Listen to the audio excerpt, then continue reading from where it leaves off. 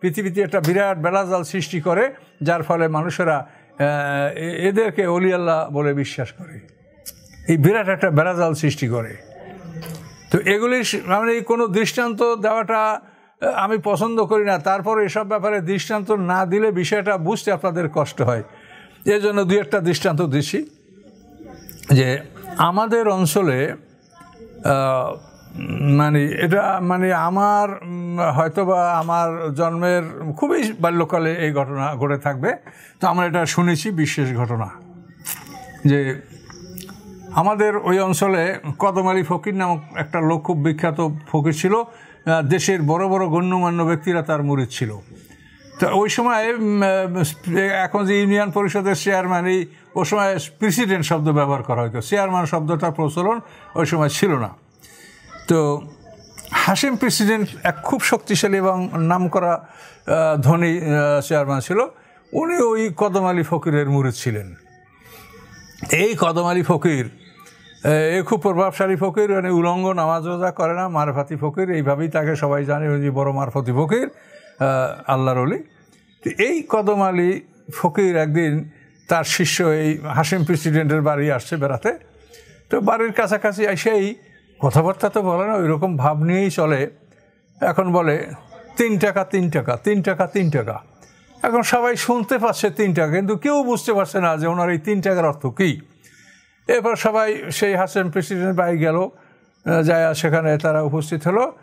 যায় দেখে প্রেসিডেন্ট সাহেব সে বাড়িতে নাই, কোথায়, সে বাজারে গেছে বাজার করতে। তো ওখানে এটা তো মানে কোস্টাল এরিয়া, আমাদের দেশে তো ওটা তো সমুদ্রের এলাকায় আমরা, আমাদের এটা ওখান থেকে 30 মাইল দূরেই সমুদ্র, বঙ্গোপসাগর। তো বড় বড় সামুদ্রিক মাছ তো এটা খুবই অ্যাভেলেবল ওই অঞ্চলে, এখনও কিছু আছে, আর তখন তো ব্যাপক ছিল। তো কিছুক্ষণ পরেই দেখা গেল চেয়ারম্যান সাহেব বাজার থেকে নিয়ে আসেন বিশাল এক পাঙ্গাস মাছ। সেই পাঙ্গাস মাছটার দাম জিজ্ঞাসা করা যে কত, তো উনি বলেন যে এটা 3 টাকা। তো সেই টাকা 3 টাকা মানে এখন আপনি 30,000 টাকাও এই পাঙ্গাসটা কিনতে পারবেন না, কিন্তু ওটা 3 টাকা। যখনই সবাই শুনলো, চেয়ারম্যান সাহেব বললেন যে এই পাঙ্গাসটা উনি 3 টাকায় কিনেছেন। আর হুজুরে এইটা কিভাবে জানতে পারে বললেন 3 টাকা 3 টাকা। তাহলে হুজুরের কামেল এবং তার বাতিন চক্ষু খোলা, সাধারণ মানুষের কি এর বিকল্প কিছু বোঝার ক্ষমতা আছে? এখন মানুষ সব ভক্তিকে গদগদ, যে হুজুরের বাতিনি চোখ খোলা, সে বাতিনি জগৎ সব দেখে, যে এই প্রেসিডেন্ট সাহেব 3 টাকায় পাঙ্গাস কিনলো, এটা উনি আগেই বলে দিলেন 3 টাকা 3 টাকা। এখন অবস্থা এমনই হলো যে এক তো তার মুরিদ সাহেব প্রেসিডেন্ট, এবং সেই রকম কেরামত দেখাইয়া ফেললো। এখন মনে হয় যেন সব মানুষ তার মুরিদ হয়ে যাবে। কিন্তু এই মানে হাশিম প্রেসিডেন্ট, তো এই হাশিম প্রেসিডেন্ট আবার এক বেহাই ছিল, সে হলো বাহার আলী প্রেসিডেন্ট।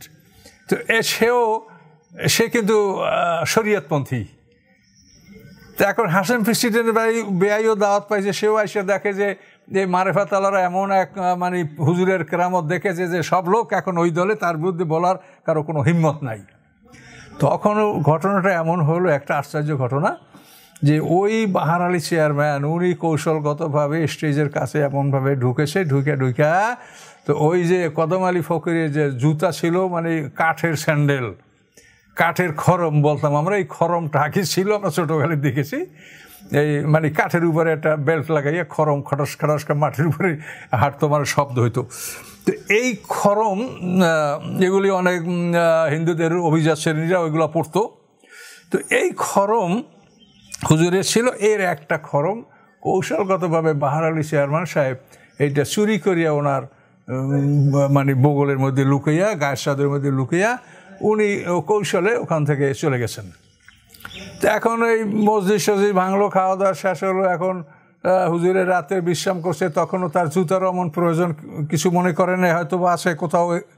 কিন্তু সকালে যখন উনি যাবেন, তখন ওনার ওই একটা জুতা পাওয়া যাচ্ছে না। তখন হাশিম প্রেসিডেন্টের তো চক্ষু কপালে উঠে গেছে যে আমার হুজুরের জুতা কোথায় যাইতে পারে। তো আমার হুজুরের জুতা কেউ মনে হয় বরকত বা ফজিলত হাজেল করার জন্য হয়তো কেউ নিয়ে থাকবে, যে হুজুরের একটা জুতা রাখতে পারলে আমরা বড় মানে উপকৃত হব। এই ফজিলত বা বরকতের জন্য হয়তো হুজুরের জুতা কেউ নিয়ে রেখে ফেলেছে। তো এখন এই জুতাটা এই স্যান্ডেলটা পাওয়া যাচ্ছে না, এখন হাশেম প্রেসিডেন্ট হুজুরকে বিদায় দেবে, কোথায় পাবে এই স্যান্ডেল, তো আর ওখানে গ্রামে পাওয়া যায় না, কি করবে, তাকে খুবই চিন্তিত। তো এখন ওই বাহার আলী চেয়ারম্যান সবসময় সজাগ থেকেছে যে আবার ওই 3 টাকার মতো আবার ওই কদম আলী ফকিরি বাহার আলী যদি বললেই ফেলে, তো আমার তো পালাতেই হবে, তাহলে তো আমি আর বাড়ি থাকতে পারবো না, আমাকে পালাইয়েই জীবন কাটাইতে হবে। এখন উনি খবর রাখছেন যে বাহার আলীর কথা বলে কিনা হুজুরে যে আমার স্যান্ডেল বাহার আলীর নিচে, কিন্তু তা না, বাহার আলীর কথা বলছে না। তারপর ওই বাহার আলী প্রেসিডেন্ট সাহেব আবার ওই স্যান্ডেল বগলে করে লুকাই নিয়ে আসছে, আসে কি ভাই কী হয়েছে, বেআই সাহেব কী হলো, হুজুরে আসে না গেছে, এই তো যাবে হুজুরে, কিন্তু কে জানি হুজুরের একটা জুতা নিয়ে গেছে। তাহলে কেন, আপনার হুজুরে তো সবই চক্ষু বন্ধ করে দেখতে পায়, সে কামেল হুজুর, তার বাতিনি চোখ খোলা, তো স্যান্ডেলটা তার কে নিয়ে গেল এটা সে দেখে নাই? সে বলতে পারলো না যে বাহার আলী, এই বলে বগল দিয়ে স্যান্ডেলটা বাইর করে দিল যে এই নেন আপনার হুজুরের স্যান্ডেল। তো আপনার হুজুরে নাকি বাতিনি চোখ খোলা, এইটা আমি দেখার জন্য এই স্যান্ডেলটা লুকাইছিলাম, যে দেখি সে বাহার আলী বলতে পারে কিনা। সে বলতে পারে নাই। কেন পারে নাই? যে ওই বাহার আলী তো বিসমিল্লাহ বলে ওইটা ধরছে। কাজে একজন মোমেন যখন বিসমিল্লাহ বলে একটা কাজ শুরু করে, এই কাজে শয়তানের হস্তক্ষেপ চলে না। তো এই জন্য ওই বাহার আলী আর ও বলতে পারে নাই, যেহেতু সে মোমেন এবং তার কাছে জাদু কাজ করে না, মানে শয়তানের কোনো ক্ষমতা মোমেনদের উপরে থাকে না। তো এভাবেই প্রমাণ হয়ে গেল যে আসলেই এরা গায়েব জানে। তাহলে কি করে? ওই যে জিন শয়তান আর মানুষ শয়তান, তো জিন শয়তানরা ঘুরে ফুরে ওরা দেখে আসে যে অমুক জায়গায় বাহার আলী হাশেম প্রেসিডেন্ট মাছ কিনেছে, তো আইসা ওই জিন শয়তানে ওই মানুষ শয়তানের কাছে এটা বলে দিল। বলে দেওয়ার কারণে এখন ওই মানুষেরা মনে করলো যে হুজুরে গায়েব জানে, তার বাতিনি চক্ষু খোলা ইত্যাদি।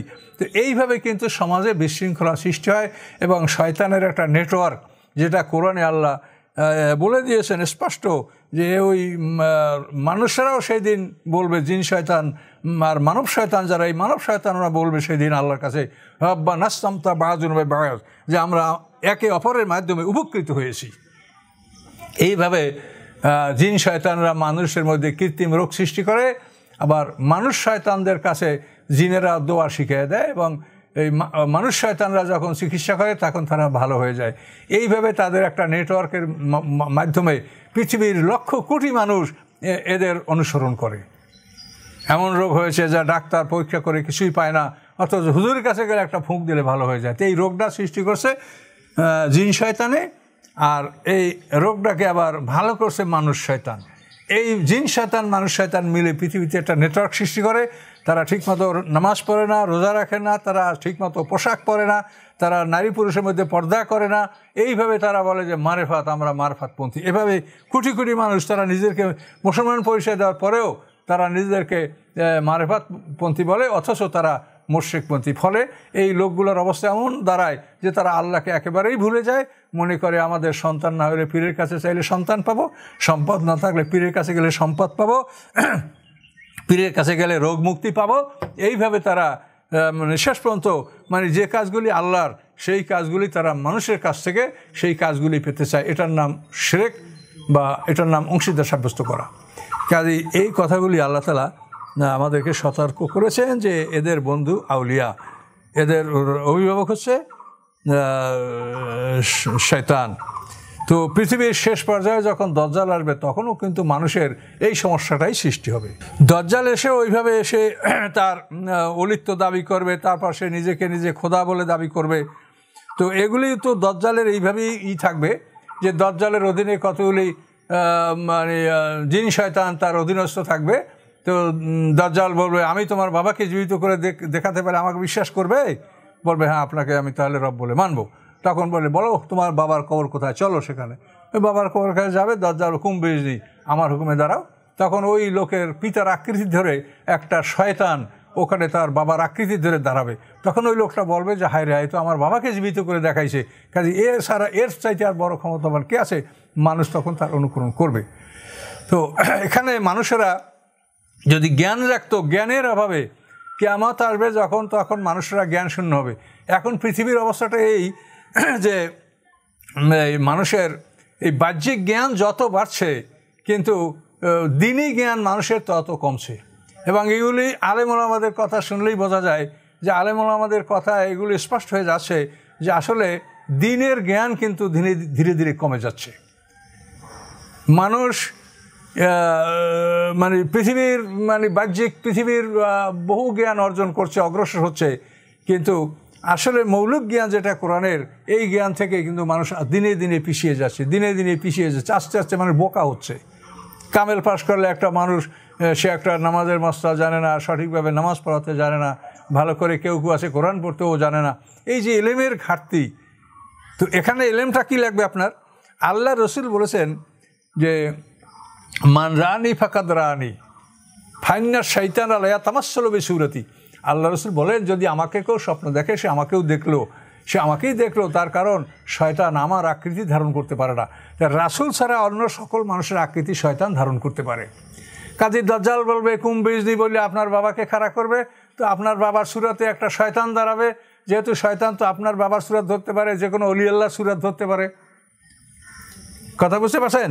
তো এই জন্য এই বিষয়গুলি জানতে হবে, এই বিষয়গুলি বুঝতে হবে, এলেম থাকতে হবে যে শয়তান যে কোনো মানুষের আকৃতি ধারণ করতে পারে। এবং এ তো বহুত আগের প্রাচীনকাল এরকম হয়তো দুই ঘরের দুই ভাই মাছ ধরতে যাবে, কিন্তু ওই এক ভাই না আসে, শয়তান তার আকৃতি ধরে ভাইকে ডাইকে নিল, নিয়ে তাকে মারলো, ধরলো, শয়তানে আশ্রয়লো। এরকম ঘটনা এটা আমরা প্রাচীনকালে বহু শুনেছি এবং ঘটেছে এবং বাস্তব। তো শয়তান যে কোনো আকৃতি ধারণ করতে পারে। এই জন্য জিন শয়তান, মানুষ শয়তান, এদের নেটওয়ার্কের মাধ্যমে পৃথিবীর কোটি কোটি মানুষ তারা মোর্শেক হচ্ছে। কুল, আল্লাহ বলেন, কুল আপনি বলে দেন, ইন্নামা হাররামা রাব্বিল ফাহাইশা মা জহারা মিনহা মা বাতান, আমার রব হারাম করেছে, পোশাকও হারাম করে নাই, ভালো খাদ্যও হারাম করে নাই, এগুলো আমার রব বৈধ করেছেন। আমার রব হারাম করেছেন অশ্লীল কাজ, সেটা প্রকাশ্য হোক বা গোপনে হোক। তোমার প্রকাশ্যে কোনো খারাপ কাজ করো অথবা গোপনে তোমরা কোনো খারাপ কাজ করো এবং তোমরা কোনো পাপের কাজ করো, বাগি তোমরা জুলুম করো অন্যায়ভাবে, এই সবগুলি আল্লাহ হারাম করেছে। বাগি মানে জুলুম, চরম জুলুম করা। কাজেই তোমরা এই প্রকাশ্যে গোপনে অপরাধ করো না, পাপের কাজে লিপ্ত হও না। আল্লাহ সব জায়গায় আছে, তিনি সব কিছু দেখেন। এবং তোমরা জুলুম অত্যাচার করো না, আর তোমরা আল্লাহর সাথে অংশীদার সাব্যস্ত করো না এমন বিষয় যার পরে তোমাদের যে বিষয়ে তোমাদের কোনো প্রমাণ নাই। কাজে আল্লাহর অংশীদার সাব্যস্ত করো না। আল্লাহ তাআলা মানুষের রিজিকদাতা, বিধানদাতা, সেইখানে যদি তোমরা মানুষকে বলো যে মানুষের এটা করতে পারে, সেটা আল্লাহর সাথে অংশীদার সাব্যস্ত করা, এই কাজ করার প্রতি তোমাদের কোনো দলিল প্রমাণ নাই। কাজে এটা করো না। ওয়ান তাকুল আল্লাহ মা লা তা'লামুন, এবং আল্লাহর ব্যাপারে না জেনে শুনে আন্দাজে কথা বলো না। তুমি জানো না এটা কে বলছে, তুমি বললে আল্লাহ বলছে, নাউজুবিল্লাহ। কাজে এই ব্যাপারে তোমরা সতর্ক হও। আল্লাহ বলেন লিকুল উম্মতে নাজাল। কাফেররা অনেক সময় দাবি করতো যে আপনি ভয় দেখাচ্ছেন, তো শাস্তি আমাদেরকে এনে দেন, আমাদের শাস্তি হোক, আমরা কিয়ামত এনে দেন। এর জবাবে আল্লাহ বলছেন যে আপনি বলেন প্রত্যেকটা জাতির জন্য একটা নির্ধারিত সময় আছে। ফাইজা যা আজালুম, যখন তাদের নির্ধারিত সময় আসবে, লা ইয়াস্তাখিরুনা সাআতাম ওয়া লা ইস্তাকদিমুন, তখন এক মুহূর্ত আগেও হবে না, পরেও হবে না। তো এই নির্ধারিত সময় না আসা পর্যন্ত তোমাদের শাস্তি আসবে না। নির্ধারিত সময় এক মুহূর্ত আগে পরে হবে না।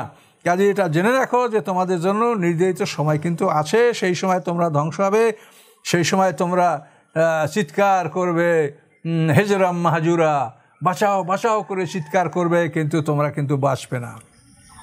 ওই ইয়াকুলুনা হেজরাম মাহাজুরা, বাঁচাও বাঁচাও বলে চিৎকার করবে। ইয়া বনি আদম ইন্নী আতিয়ান লাকুম রাসূলুম মিনকুম ইয়াতলুনা আলাইকুম আয়াতি ফামান ইত্তাআ ফালা খাউফুন আলাইহিম ওয়া লা হুম ইয়াহজানুন। হে আদম সন্তান, যখনই তোমাদের কাছে আমার পক্ষ থেকে রসুলগণ আসে, যে রাসূলগণ ইয়াকুসুনা আলাইকুম আয়াতি, আমার আয়াতগুলি তোমাদের উপরে বর্ণনা করে, তখন তোমাদের কাজ হচ্ছে সেই রসুলকে মানা, আনুগত্য করা, আমল করা। ফামানের টাকা, অথবা যে আল্লাহকে ভয় করে, ওয়াসলাহ, এবং নিজেকে সংশোধন করে, ফালা খাউফুন আলাইহিম ওয়া লা হুম ইয়াহজানুন, তাদের উপরে ভয়ও নাই, দুশ্চিন্তাও নাই। তো নবীরা যখন তোমাদের কাছে আসমানি কিতাব নিয়ে আসে, এখন নবীরা নাই, কিতাব আমাদের মধ্যে রেখে গেছেন, অক্ষয় অপরিবর্তনশীল কিতাব রেখে গেছেন। কাজে এই কিতাব আমাদের অনুসরণযোগ্য, আমরা এই কিতাব পাঠ করব, আল্লাহকে ভয় করব, এই কিতাবের মাধ্যমে নিজেকে সংশোধন করব, তাহলে আমাদের মৃত্যুর পরে কোনো ভয় এবং দুশ্চিন্তা থাকবে না। জাহান্নাম, নিচেও জাহান্নামের বিছনা, উপরে জাহান্নামের আগুনের পর্দা, চতুর্দিকেও আগুনের পর্দা, এর মাঝে আলকাতরা জামা গায়ে দিয়ে একটা মানুষ। আপনি ভাবতে পারেন যে কত বড় দুশ্চিন্তার ব্যাপার। আল্লাযীনা কাযযাবু বিআয়াতিনা ওয়াস্তাকবারুনহা, আল্লাহ বলেন যারা আমার আয়াতগুলিকে অস্বীকার করে, বলে যেগুলো আল্লাহর কথা না, এগুলোই নবী বানিয়েছে, এই নবী কবি, ওই নবী জাদুকর। তো যারা আল্লাহর আয়াতগুলিকে অস্বীকার করে, ওয়াস্তাকবারু আনহা, এবং তারা এর থেকে অহংকার করে ফিরে যায়। অস্বীকার যারা করে তারা অহংকারই করে। উলাইকা আসহাবুন নার, তারা জাহান্নামের অধিবাসী হবে, হুম ফিহা খালিদুন, এবং সেখানে তারা অনন্তকাল থাকবে। একটা জিনিস, একটা সত্যকে অস্বীকার করা মানেই অহংকার। যারা বিনয়ী নম্র তারা কোনোদিন সত্যকে অস্বীকার করে না। আল্লাহ বলেন ফামান আযলামু মিম্মান ইফতারা আলাল্লাহি কাযিবান, ওই ব্যক্তি সেইতে কে আছে বড় জালেম যে আল্লাহর উপরে মিথ্যা চাপায়। আল্লাহ বলে নাই তাই বলে আল্লাহ বলছে। হ্যাঁ, কাজে এই আল্লাহর উপরে, ওই যেমন ওরা বলে যে আল্লাহ আমাদেরকে বলছে আমাদের বাপদাদারা এই পূজা করবে, তো অন্যায় কাজ করবে, এটা আল্লাহ আমাদের আদেশ করছে, এই ধরনের কথা যারা বলে, আল্লাহ বলেন ওই ব্যক্তির শীতে কে বা কারা জালেম যারা আল্লাহর উপরে মিথ্যা চাপায় আর আল্লাহর আয়াতগুলিকে অস্বীকার করে, প্রত্যাখ্যান করে। উলাইকা নালুম নাসিম মিনাল কিতাব, আল্লাহ বলেন তাদের আমলনামায় যে সময়টা আসে এটা তারা ভোগ করবে। অর্থাৎ তাদের আমলনামায় তাদের জন্য যে নির্ধারিত হায়াত এবং নির্ধারিত রেজেক আল্লাহ লিখে দিয়েছেন তার সৃষ্টির বহু পূর্বে, সেইটা হলো কেতাব, তার আমলনামা। তো উলাইকা ইয়ানালুম নাসিবহুম, ওই লোকগুলি তাদের আমলনামায় যা আছে এটা ভোগ করবে। এ পর্যন্ত সময় আল্লাহ দিবেন। এই সময়টা পার হয়ে যাওয়ার পরে হাতে যা জাতুম রুসুলুনা, এরপর যখন তাদের কাছে আমার রসুলগণ, এই রসুল হলো জান কবজ করার ফেরেশতা রসুল, হাতে যা জাতুম রুসুলুনা, যখন এদের কাছে আমার জান কবজকারী ফেরেশতারা, এই প্রতিনিধিরা যখন যাবে, ইয়াতাওয়াফাউনাহুম, তখন তাদের জীবন সংহার করে জান কবজ করে নিয়ে আসবে। তখন তারা বলবে আইনমা কুনতুম তাদউনা মিন দুনিল্লাহ, আল্লাহকে বাদ দিয়া কোথায় কোথায় কাকে কাকে ডাকতেছিলে, তাদেরকে এখন ডাকো। আল্লাহকে বাদ দিয়া কাকে কাকে ডাকছিলে, তোমার কোথায় খাজা বাবা, কোথায় তোমার ল্যাংটা অলি, কোথায় তোমার পীর সাহেব, কোথায় তোমার দলীয় নেতা সাহেব, ডাকো, তাদেরকে ডাকো। কলু দাল্লু আন্না, তখন ওই জান কবজকারী ফেরেশতাদের কাছে তারা বললে যে আমাদের থেকে তারা হারিয়ে গেছে, আর নাই। অশাহিদু আলা আনফুসিহিম, এবং তারা নিজেদের বিরুদ্ধে সাক্ষী দেবে আন্নাহুম কানু কাফিরিন, যে তারা কাফিরই ছিল, তারা কাফের। কাজে এই জন্য আল্লাহ বলেন প্রত্যেক জাতির জন্য সময় নির্ধারিত করা আছে। আল্লাহ বলেন ফালা তাজআল আলাইহিম ইন্নামা নাউদ্দু লাহুম আদ্দা, আল্লাহ বলেন হে রাসূল আপনি ব্যস্ত হবেন না, আমি শুধু গুনে যাচ্ছি যে তাদের সময়টা কখন আসবে, এই সময়টা আসলে আমি তাদেরকে পাকড়াও করবে। কাফেররা দ্রুত শাস্তি কামনা করছে, এই জন্য আল্লাহ তাআলা তার রাসূলকে বলে দিয়েছেন যে তাদের জন্য একটা নির্ধারিত সময় আছে এবং তাদের আমলনামায় তাদের পৃথিবীতে থাকার ভোগবিলাস উপভোগ করার জন্য তাদের আমলনামায় একটা ছাড় দেওয়া আছে, যেটা আমি তাদের জন্য সৃষ্টির আগেই আমি নির্বাচন রেখেছি, এগুলো ভোগ করার পরেই আমি তাদেরকে পাকড়াও করব। এরপরে আল্লাহ বলেন, তো এভাবে যখন এদের সময়টা শেষ হবে তখন আল্লাহ বলেন কলাতগুলো, ওই ফেরেশতারা যা প্রাণ সংহার করবে, জান কবজ করবে। তারপর আল্লাহ বলেন উদখুলু ফি মান ক্বাদ খালাত মিন ক্বাবলিকুম মিনাল জিন্নি ওয়াল ইনসি ফিন নার, যে তোমরা তোমাদের ওই জিন ইনসানদের সাথে গিয়ে মিলিত হও যারা তোমাদের আগে অপরাধ করে এখানে ঢুকেছে, তোমরা এখন তাদের সাথে মিলিত হও। এটা আদেশ আল্লাহ দেবেন এবং পূর্ববর্তীও তাদের এই জিন ইনসানের দল যারা আগে শয়তান জিন শয়তান মানুষ দোজখে ঢুকছে, ওদের সাথে এরা মিলবে দোজখে। তো কুল্লামা দাখালাত উম্মাতুন, যখনই এভাবে একটা দল নূতন ওখানে প্রবেশ করবে, লানাত উক্তাহা, তখন এই দল ঢুকেই তাদের যারা সিনিয়র যারা আগে ঢুকছে তাদেরকে অভিশাপ করবে। তো তাদেরকে অভিশাপ করবে যে এই তো সেই যাদেরকে অনুসরণ করে আমরা আজকে জাহান্নামী হলাম।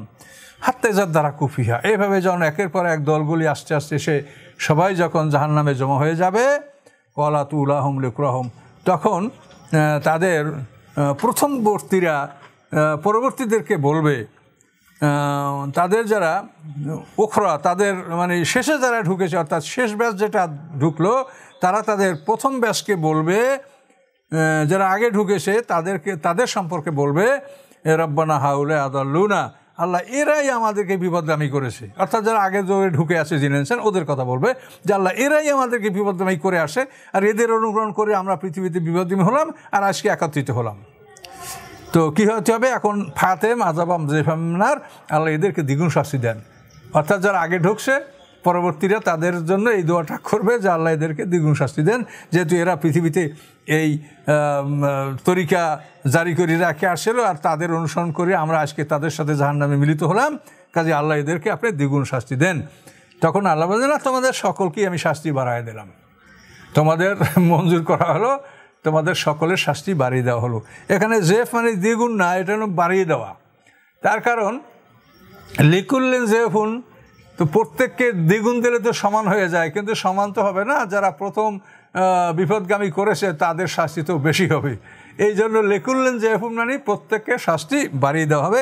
কাকে কি পরিমাণ বাড়াতে হবে এটা মালিক জানেন এবং সেইভাবেই তিনি বাড়াবেন। অকালাতু উলাহুম লিকুরাহুম, এভাবে যারা আগে জাহান্নামে ঢুকেছে তারা পরবর্তী দলকে বলবে যে ফামা কান লাকুম আলাইনা মিন ফাদলিন, যে তোমাদের জন্য আমাদের কাছে কোনো অনুগ্রহ নাই যে সেই অনুগ্রহ তোমাদেরকে আমরা দিব, অতএব ফাজুকুল্লাহ যাবা কুনতুম তাকসুবিন, তোমরা যা উপার্জন করেছো তোমাদের উপার্জনের জন্য তোমরাই শাস্তি ভোগ করো। আমরা কিছু আমাদের কাছে নাই বা তোমাদের কোনো অনুগ্রহ আমাদের উপরে নাই যে সেই অনুগ্রহের প্রতিদান তোমাদেরকে আজকে আমরা ফেরত দিব, এরকম আমাদের কাছে তোমাদের কোনো অনুগ্রহ নাই, মানে আমাদের কাছে তোমাদের কিছু পাওনা নাই যেটা দাবি করতে পারো। কাজেই ভুল পথে তোমরা আসছো আর আমরাও ভুল পথে ছিলাম, কাজেই এখন সকলেই তার উপার্জনের জন্য জাহান্নাম ভোগ করতে হবে। এইভাবেই দোজখবাসীরা মানে আপোষে বলাবলি করার পরে তারা শাস্তিতেই নিমজ্জিত হবে, তাদের শাস্তি ভোগ করতে হবে। এই জন্য আল্লাহ বলছেন আখিল্লাহ বা আজম ইয়াবায়ন আদমিল্লাল মোত্তাকিন, যে মোত্তাকিনদের বন্ধুত্ব ছাড়া কিয়ামতের দিন অন্য কোনো দলের বন্ধুত্ব থাকবে না। হ্যাঁ, আখিল্লাহ বা আজম ইয়াবায়ন বা আজম আদবন ইল্লাল মোত্তাকিন, মোত্তাকিনদের বন্ধুত্বটাই স্থায়ী থাকবে, মোত্তাকিন ছাড়া অন্য কারো বন্ধুত্ব স্থায়ী থাকবে না, এরা বন্ধুত্ব শত্রুতে পরিণত হবে। আউযু বিল্লাহি মিনাশ শাইতানির রাজিম। ইন্নাল্লাযীনা কাযযাবু বিআয়াতিনা ওয়াস্তাকবারু আনহা লা তুফাত্তাহু লাহুম আবওয়াবুস সামাই ওয়া লা ইয়াদখুলুনাল জান্নাতা হাত্তা ইয়ালিজাল জামালু ফি সাম্মিল খিয়াত। আল্লাহ বলেন, যারা আমার আয়াতগুলিকে মিথ্যা মনে করে এবং এই আয়াতগুলি থেকে অহংকার করে তারা ফিরে থাকে, লা তুফাত্তাহু আবওয়াবুস সামা, তাদের জন্য আকাশের দরজা খোলা হবে না, ওয়া লা ইয়াদখুলুনাল জান্নাতা, এবং তারা জান্নাতে প্রবেশ করবে না, হাত্তা ইয়ালিজাল জামালু ফি সাম্মিল খিয়াত, যতক্ষণ না উটের ছিদ্র থেকে উট অতিক্রম করে। তাহলে এরা জান্নাতে ঢুকবে না যতক্ষণ না সূচ নিডিল, এই সুঁয়ের ছিদ্র থেকে উট, সূচের ছিদ্র থেকে উট প্রবেশ না করা পর্যন্ত তারা জান্নাতে যাবেন। এটা হলো কি একটা অসম্ভব বোঝানোর জন্য এরকম কথা বলা হয়, যে আমি এই প্রতিজ্ঞা করলাম যে কাক সাদা না হইয়া, কালো কাক সাদা হয়ে না যাওয়া পর্যন্ত আমি এটা করব না। সাদা কাক কালো কাক কোনো দিন সাদা হবে?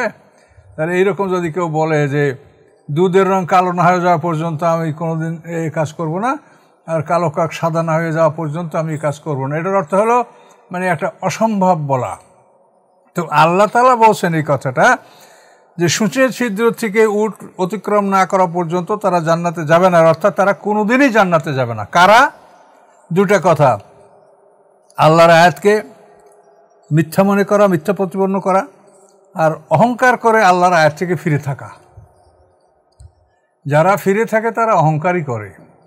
এই আল্লাহর আয়াত থেকে যারা ফিরে থাকে তাদের জন্য এই শাস্তির কথা আল্লাহ ঘোষণা করলেন। তাহলে এখন এই আয়াতগুলির প্রতি আত্মনিয়োগ করা, মনোনিবেশ করা কত জরুরি সেটা এখন বুঝে নেন। তাদের জন্য আকাশের দরজা খোলা হবে না, অর্থাৎ নেকামল আকাশের দরজা ভেদ করে করে, সপ্ত আকাশ ভেদ করে করে ইল্লিনে একটা মানুষের নেকামল জমা হয়। তো এখানে বলা হয়েছে তাদের জন্য আকাশের দরজা খোলা হবে না, অর্থাৎ তাদের জন্য তাদের আমলনামা যে আকাশের দরজা দিয়ে উপরের দিকে যাবে এটা আল্লাহ তাআলা করবেন না, তাদের জন্য আকাশের দরজা খোলা হবে না। মানে আকাশ ভেদ করে করে যে ফেরেশতারা নেকামল নিয়া জমা করে ইল্লিন এবং সিজ্জিনে, তো সে এখানে তাদের আমলনামা এই ধরনের, অর্থাৎ আল্লাহর আয়াতগুলিকে যারা অস্বীকার করে এবং অহংকার করে যারা আল্লাহর আয়াত থেকে মুখ ফিরিয়ে রাখে, আল্লাহর আয়াতগুলি পড়ে না, চিন্তা গবেষণা করে না, ঈমান আনে না, তাদের জন্য আল্লাহ তাআলা এই ঘোষণা শুনায় দিলেন। তো ফেরেশতারা দৈনিক আমলনামা নিয়ে আল্লাহর কাছে সাক্ষাৎ করে, তো এই আমলনামা নিয়ে তারা আল্লাহর কাছে যায় এবং আল্লাহর হুকুমে তারা আমলনামা জমা করে। কিন্তু এই বদকারদের আমলনামা এরা নিয়ে ফেরেশতারা আকাশে গেলে তখন প্রথম আকাশ থেকেই তাদেরকে ফেরত দিয়ে দেওয়া হবে যে তোমরা এদের আমল 7 তাবক জমিনের নিচে সিজ্জিনে তোমরা রাখো। এখন যেটা কথা সত্য সেটা হলো এই যে কতগুলি জিনিস সেটা আমরা মানি, বিশ্বাস করি, কিন্তু বুঝি না। যে ইল্লিন মানে উঁচু স্থান, সিজ্জিন মানে জেলখানা। এখন ইল্লিন এবং সিজ্জিন দুটা কথা কোরআনে আছে। এখন এটা না মানলে তো তাহলে আমরা মানে মোমেন হব না। এখানেই যেটা বলা হয়েছে যে আয়াতগুলি অস্বীকার করলে, আমরা তো অস্বীকার করতে পারছি না, কিন্তু বুঝি না। ইল্লিন উন্নত জায়গা কোথায়? তাফসীরকাররা বলছে যে আল্লাহর আরশের নিচে, আরশের ডান পাশে একটা জায়গা, সেখানে সমস্ত নেককারদের আমল জমা হয় এবং নেককাররা মারা গেলে তাদের রুহ নফস ওখানে জমা রাখা হবে। এই জায়গাটা হলো ইল্লিন। আর সিজ্জিন হলো 7 তাবক জমিনের নিচে। এখন 7 তাবক জমিনের নিচ কোথায় এর কোনো সন্ধানই আমরা পাই না, তাফসীরকাররা বলতে পারেন নাই। আমরা যে পৃথিবীর উপরে আছি এর নিচে তো কিছু নাই, এই পৃথিবী শূন্যের উপরে ভাসমান, এই পৃথিবী উড়ে বেড়াচ্ছে, কাজে এর উপরে আমরা আছি, আবার এর নিচে আমেরিকা আছে, আর আমেরিকাও মনে করতে পারে যে আমরা উপরে আছি। তবে পৃথিবীর যে ভূমি হিসেবে কিন্তু আমরা যে অঞ্চলে আছি এই অঞ্চল থেকে কয়েক হাজার ফিট নিচে কিন্তু আমেরিকা। গোল তো, ওই জন্য এটা সমতল তো হবেই না, উঁচু নিচু হবে। তো আমরা যারা পৃথিবীর ঠিক মাঝ বরাবরে আছি এরা তো উঁচুতেই থাকবো, আর যারা দুই সাইডে দুই প্রান্তে থাকবে তাদের অঞ্চলটা নিচু হবে। কাজে এই হিসেবে আমরা বলতে পারি যে আমরা যে অঞ্চলে আছি এর অপর অঞ্চলে যারা বসবাস করছে, আমরা এই পৃথিবীর ইপিঠে ওপিঠে দুই পিঠেই আমরা আছি। তো নিচে কে আছে? নিচে কেউ না। তারা 7 তাবক জমিনের নিচে সিজ্জিন, এই সিজ্জিনটা কোথায় তা তো আমরা বলতে পারছি না। তখন আমরা কি বলবো? 7টা জমিন কোথায় তাও তো আমরা বলতে পারছি না। তাহলে এই আমাদের এই আকাশের অধীনে যেরকম আমাদের একটা পৃথিবী, এরকম সপ্তম আকাশের অধীনে কি 7টা পৃথিবী আছে? এবং সেই পৃথিবীর কোনো পৃথিবীর একেবারে সপ্তম পৃথিবীর তলদেশে কি সিজ্জিন? সেটা তো একটা বিরাট এলাকা, সেখানে শয়তানদের স্থান, মানে ওখানে মানে জিন শয়তানদের মধ্যে যারা বেঈমান তাদেরকে ওই সিজ্জিনে রাখা হবে, মোমেনদের মধ্যে যারা কাফের বেঈমান তাদেরকে ওই সিজ্জিনে আবদ্ধ রাখা হবে এবং তাদের আমলনামা ওখানেই সংরক্ষিত থাকবে। এই সিজ্জিন যে কোথায় আমরা এটা বলতে পারবো না। কোরআনে আছে সত্য, আমরা মানবো। সিজ্জিন মানে জেলখানা। আল্লাহর এই মহাবিশ্বে মহাসৃষ্টি, তার এই সৃষ্টি সম্পর্কে আমরা কী বা আয়ত্ত করতে পারছি যে আমরা এটা বলতে পারবো? বলেন, আল্লাহর এই সৃষ্টি জগতের তুলনায় আমাদের পৃথিবীটা কি কোটি কোটি ভাগের এক ভাগ এই পৃথিবীটা নয়। কাজে এই পৃথিবীর মধ্যেই কোথায় কী আছে তাও আমরা পুরো আবিষ্কার করতে পারি না। তাহলে আল্লাহর এই মহাজগতের মধ্যে কোথায় ইল্লিন কোথায় সিজ্জিন আমরা কি করে বলবো? বলেন, কোরআনে আসে তাই আমরা মানতে হবে, এটা না মানলে আমরা মোমেন হব না। কাজেই নেককারদের আমল উন্নত জায়গায় উঁচু জায়গায় থাকে, এটা আমরা মানছি, আর বদকারদের জায়গা নিচুতে থাকে, নিচে থাকে নিম্নে, এটা আমরা মানছি। কিন্তু এটা যে কোন জায়গায় 7 তাবক জমিনের নিচে এটা কিন্তু আমরা জায়গাটা নির্ণয় আমরা করতে পারছি না। তো আল্লাহর কথা সত্য, আল্লাহ সত্য বলেন, কোরআন সত্য। আল্লাহ কসম করে বলছেন যে ফাল হাক্কু ওয়াল হাক্কা আকুল, যে সত্যের কসম আমি সত্য বলি। তাহলে এটাই সত্য যে জেলখানা আছে, এই জেলখানা মানে যেটা আল্লাহর জেলখানা, সেখানে অপরাধীদেরকে আল্লাহ রাখবেন। অপরাধী জিন, অপরাধী মানুষ, এই দুটো জাতিকে জেলখানা রাখা হবে। আর যারা অপরাধী না তাদেরকে ইল্লিনে রাখা হবে। তো এই জন্য উপরের রাস্তায় যাওয়ার জন্য যে আসমানের দরজা খুলতে হয়, যেমন মেরাজেও আল্লাহ রসুলের জন্য দরজা খুলে দেওয়া হয়েছিল, এখানে বলা হয়েছে যে যারা পাপী তাদের আমল উপরের রাস্তার দিক থেকে ইল্লিনে যাবে না, এই জন্য আকাশের দরজা তাদের জন্য খোলা হবে না।